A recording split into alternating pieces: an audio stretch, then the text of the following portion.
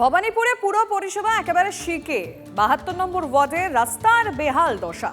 মেরামতের জন্য খোঁড়াখুড়ি হলেও রাস্তা তৈরি হয়নি, প্রায় দুর্ঘটনা ঘটছে। স্থানীয়দের দাবি পুরো প্রতিনিধি কোনো উদ্যোগ নিচ্ছেন না।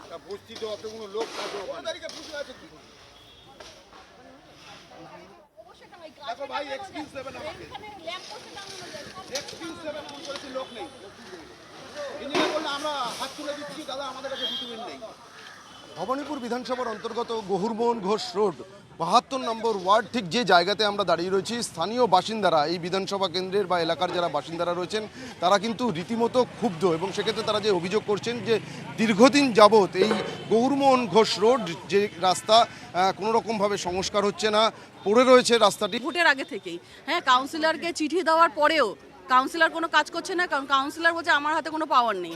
তারপরে আপনারা দেখুন প্রমোটারদের জোর জুলুমের কাজ চলছে, 50% রাস্তার ওপরে মাল ফেলে রয়েছে, এখানে নিত্যদিন অ্যাক্সিডেন্ট হচ্ছে। এই রাস্তাটা 4 তারিখ আগে কেটে দেওয়া হয়েছে, যখন ইলেকশনে হারলো, এই বুথ থেকেও হেরেছে টিএমসি, তার জন্য এই রাস্তা এখনো কমপ্লিট হয়নি।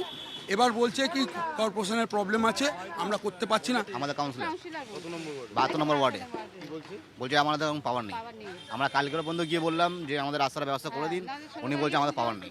এই কনস্ট্রাকশনটা হচ্ছে, এখানে না কোনো বোর্ড আছে না কিছু আছে, আমরা বুঝতে পারছি না লিগাল কি ইনলিগাল। ইভেন এখানে কাউন্সিলর এখানে টাকাও খেয়েছে, এই টাকা খেয়ে এই কাজটা করছে না। আমাদের যে প্রবলেমগুলো আমরা যে বলতে যাবো, কাউন্সিলর কোনো পদক্ষেপই নিচ্ছে না। এগুলো এখন তড়িঘড়ি সরানোর, হ্যাঁ, যেহেতু আপনারা এসছেন, আমরা এইসব প্রতিবাদ করছি, তার জন্য এটা।